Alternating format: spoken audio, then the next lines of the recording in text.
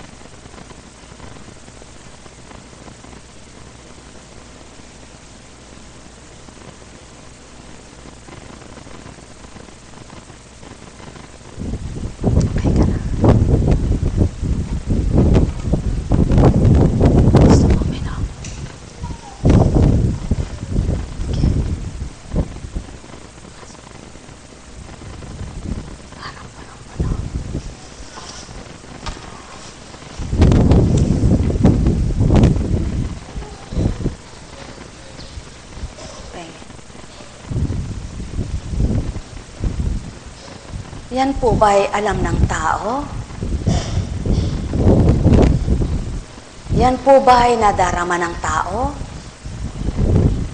Pero ang Espiritu po, kapag tinitigan ka, alam kong may problema ka, alam kong hirap na hirap ka sa dinadala mo. Kung ikaw ba ay busog, kung ikaw ay gutom, kung ikaw ay hirap na hirap sa pag-iisip, kung ikaw ay hirap sa mga bagay na di mo naman dapat ginagawa,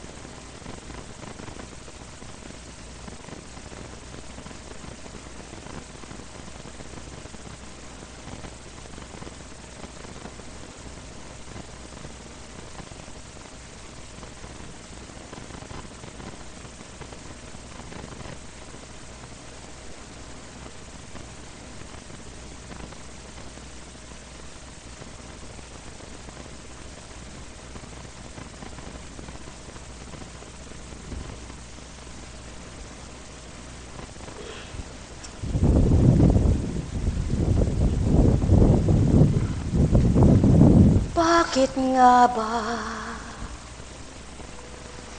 hindi nyo matanto ang saghihintay na makilala nyo? Bakit nga ba ako'y natitigil sa tuwi na ng pahit habang nagmamasid? Sa di ninyo mawaring alay ko, sa paggamit ko taong katulad nyo dito sa mundo. Bakit nga ba aking mga mahal, di nyo ganap mawawaan itong aking alay? Bakit nga ba di nyo matanto kahit anong gawin ko sa bawat araw? Maging ang taong aking ginagamit ay nasasakitan, nag-iisip, o aking mga mahal, paano magaganap ng lahat ng tao'y may matanggap? Bakit nga ba aking mga mahal, hindi nyo matanto, di nyo madama ang lubos at wagas na aking pag-ibig? Kaya't ako'y sa tuwina'y sa inyo'y nagmamahal, nag-alay, nagtatanto, naglilirik, tumatanglaw, nag-aakay, na di ninyo ganap mamalayan. O mga mahal, ako'y nalulumbay, ilang araw nang ako'y nagmamasid sa inyong kaparaanan, sa inyong nasa iba't ibang gawin, iba't ibang gawa. O mga mahal, kailan mararamdaman, kailan ninyo madarama ang layon ko, layo ng Ama sa sanlibutang ito natin. Bakit nga ba may hangin man di makita, di masilayan, hindi mahawakan, di kailan pa man matatanto tao kung paano? Gayon din naman aking espiritu na di mahawakan, di nyo mahagkan, hindi nyo kailanman masisilayan, maliban damhin nyo aking pagmamahal. O mga mahal, kailan lalakas kayo sa pagtitiwala at pananalig? Kailan titibay ang panuntunan nyo ng Amang buhay at akong kaligtasan bilang Espiritu dumatal sa inyo upang pangusapin kayo ay alayan ng iba't ibang salita kong mainam na sa may nagmula sa inyo'y dinatal. O mga mahal, inyong pagpulayan, inyong pagnilayan ang aking alay. Kailan nyo ganap matatanto ito? Kailan nyo iibigin? Kailan nyo tatanggapin? O aking mga mahal, kailan nyo nga ba ganap mawawawaan ang pagkilos ng Espiritu sa inyo?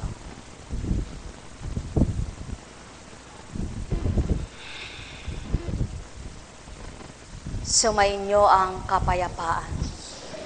Buhay po ba ang Diyos?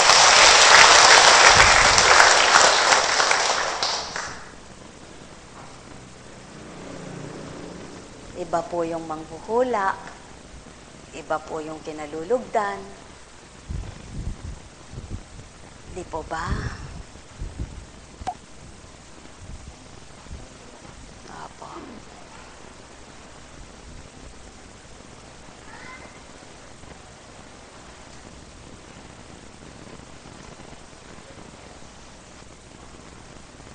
Kausapin kita mamaya.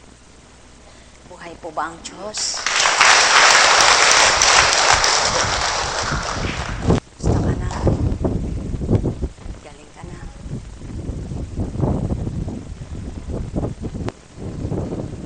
Gusto ka na.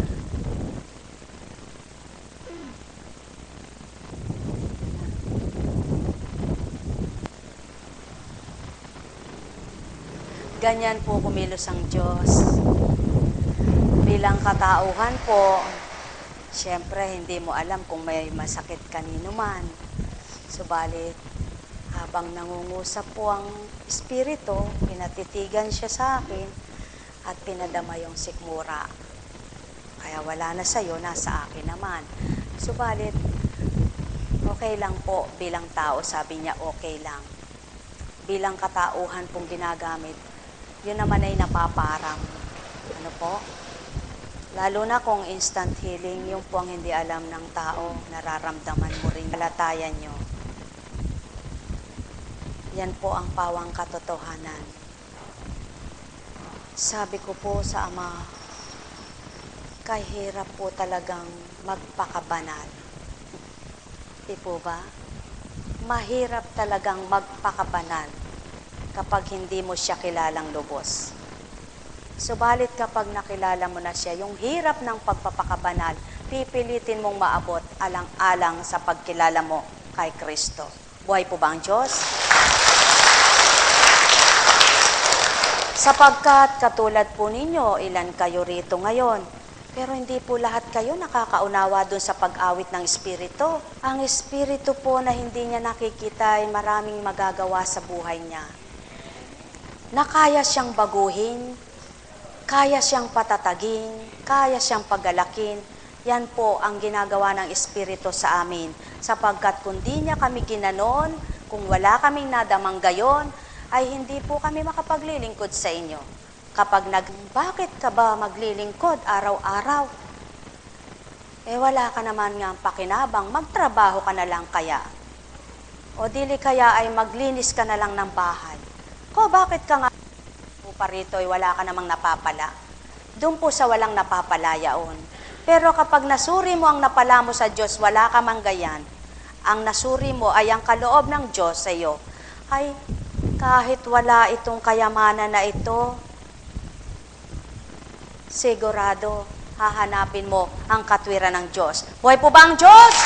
Mo siya, pero hindi bumubuka labi mo. Nag-iisip ka lang, halimbawa nakahiga ka. Sasabihin mo, Diyos ko, tama ko. Iba't ibang mensahe niluluwal mo.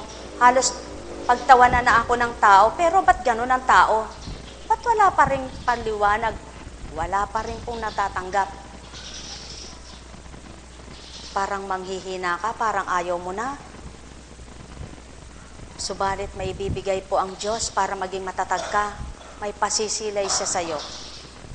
Yung mga bagay na ginagawa mo, na napaka-imposible, at yung mga nadama mo, kung paano mo nadamayaan, na sa dating buhay mo'y hindi